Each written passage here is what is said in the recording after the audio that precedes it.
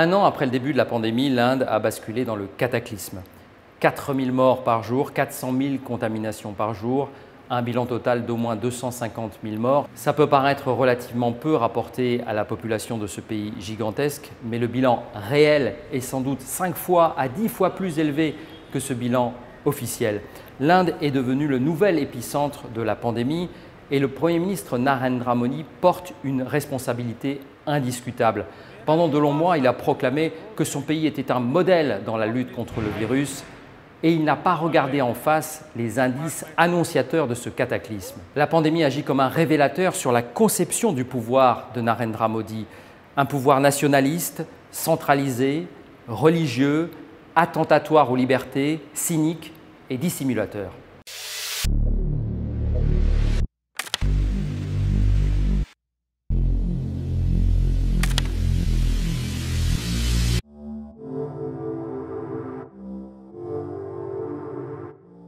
L'Inde, c'est à la fois un géant démographique et un pays traversé par de multiples divisions et de grandes inégalités. Avec 1,4 milliard d'habitants, l'Inde est sur le point de supplanter la Chine comme pays le plus peuplé du monde. 1/6 de l'humanité vit en Inde, avec une promiscuité souvent très forte dans les villes et une densité de 450, 4 fois supérieure à la France. Et puis le pays est donc traversé par de multiples divisions. D'abord, il y a les inégalités dues aux castes, cette hiérarchie des couches sociales qui se transmet de façon héréditaire. Ensuite, il y a les divisions liées à la religion. 80% de la population est hindouiste, 14% de la population est musulmane. Et c'est important car on va le voir, Narendra Modi dresse souvent les uns contre les autres. Il y a les divisions entre le nord et le sud. Pour faire simple, le nord est plutôt pro-Modi alors que le sud est plutôt opposé à Modi. Enfin, il y a un paramètre très important, d'ailleurs assez similaire à celui de la Chine, c'est la forte proportion de travailleurs pauvres migrants. Au moins 100 millions de personnes qui viennent des campagnes et qui vont travailler dans les villes. L'Inde compte plus de 60 villes d'1 million d'habitants. C'est un facteur important de propagation du virus.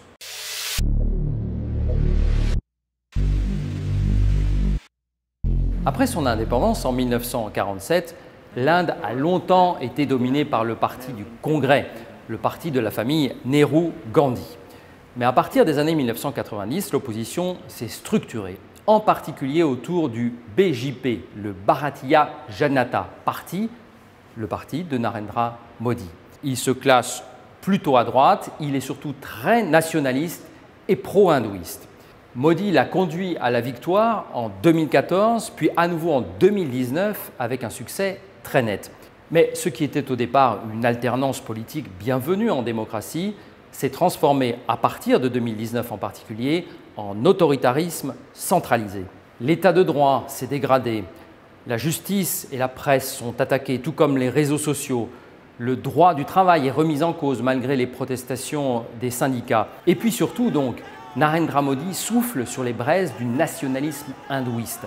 Il cherche à stigmatiser et à marginaliser les musulmans, en particulier avec la nouvelle loi sur la citoyenneté qui interdit la naturalisation aux immigrés musulmans. Un peu comme la Turquie ou comme le Brésil, l'Inde est devenue une forme d'autocratie.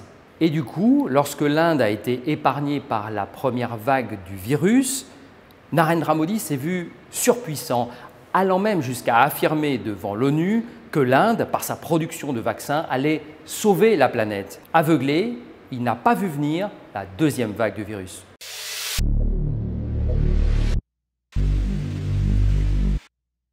La gestion politique de la pandémie en Inde est indissociable de 2 paramètres économiques. Le premier, c'est l'omniprésence de l'économie informelle dans le pays. Elle représente l'essentiel de l'activité et emploie environ 90% des habitants.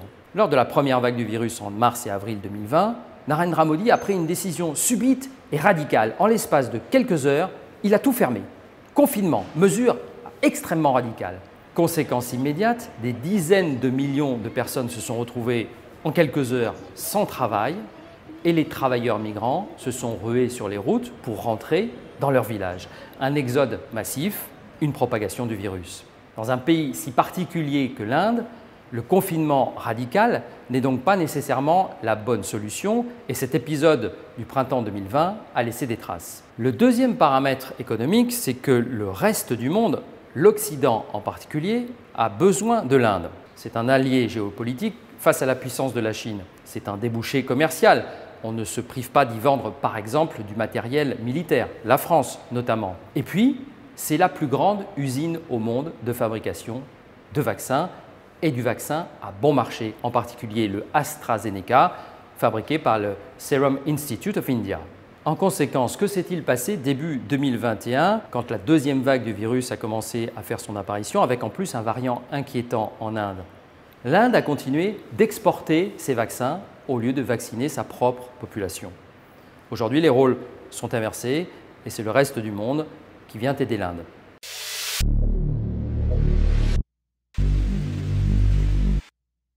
L'Inde est un pays fédéral, un peu comme l'Allemagne ou les États-Unis. Le pays compte 28 États régionaux qui disposent d'institutions propres et d'une certaine autonomie par rapport au pouvoir central. Le BJP, le parti de Narendra Modi, ne contrôle pleinement que 13 de ces 28 régions. Et un peu comme les gouverneurs de New York ou de Californie se sont opposés à Donald Trump sur la gestion de la pandémie, de la même manière, certains dirigeants locaux ou régionaux en Inde se sont opposés à la gestion de la pandémie par Narendra Modi. Par exemple, au printemps 2021, le ministre en chef de Delhi, Arvind Kejriwal, qui dirige un parti d'opposition, a décidé de lui-même d'imposer le couvre-feu à Delhi contre l'avis de Modi.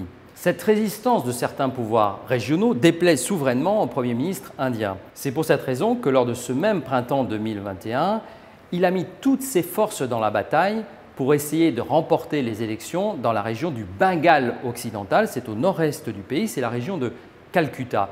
Il a même multiplié les meetings avec des foules considérables au mépris des règles de distanciation sociale imposées par la lutte contre la pandémie. Et pourtant, c'est l'opposition qui a conservé le Bengale occidental avec sa leader Mamata Banerjee. Bref, un peu comme aux États-Unis sous la période Trump, ce sont certains pouvoirs régionaux qui, en Inde, ont permis que la catastrophe ne soit pas plus grave encore.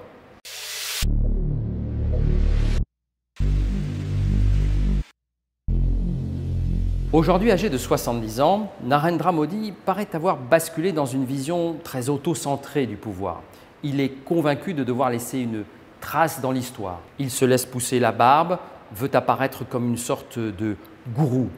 La conséquence, c'est d'abord l'inaction et le déni. Narendra Modi n'a rien fait pendant les premiers mois de 2021, alors que les courbes de contamination explosaient. Il a préféré multiplier donc les meetings, notamment au Bengale occidental. Et puis aussi une forme d'obscurantisme religieux.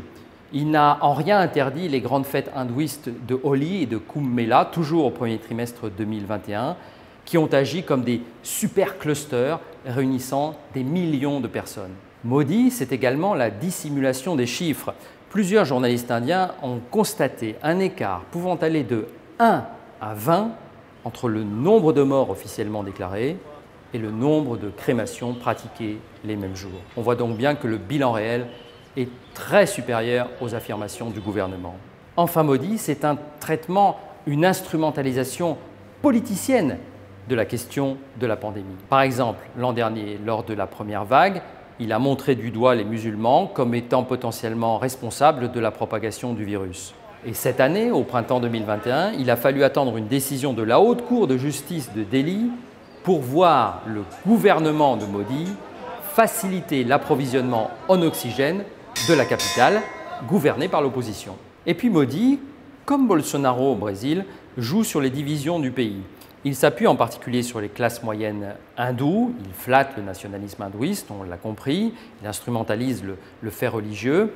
Il joue aussi sur le fatalisme qui est très présent dans toute une série de couches sociales du pays et donc qui conduit à une forme d'acceptation des ravages du virus. Comme pour Bolsonaro au Brésil, la pandémie agit comme une sorte de révélateur qui montre le vrai visage de Modi, obscurantiste, manipulateur, cynique dans son utilisation des lignes de fracture de la société. Mais comme l'opposition est fragmentée, Modi reste puissant et puis les élections ne sont prévues qu'en 2024. C'est loin. D'ici là, Cet homme qui se voit donc comme un gourou a tout le temps pour tourner la page de la pandémie.